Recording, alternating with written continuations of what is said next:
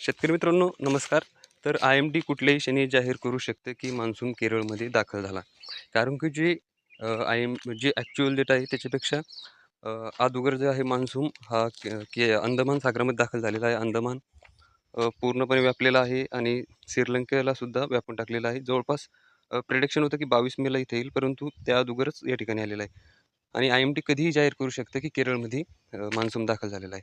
त्यामागचं कारण म्हणजे की तुम्ही या सॅटेलाईट इमेजमध्ये बघू शकता की केरळवरती जे हवा आहे दक्षिण-पश्चिम भागामधून वाहत आहे आणि मागील 2-3 दिवसामध्ये चांगल्या प्रकारचा पाऊस केरळच्या भागामध्ये होत आहे.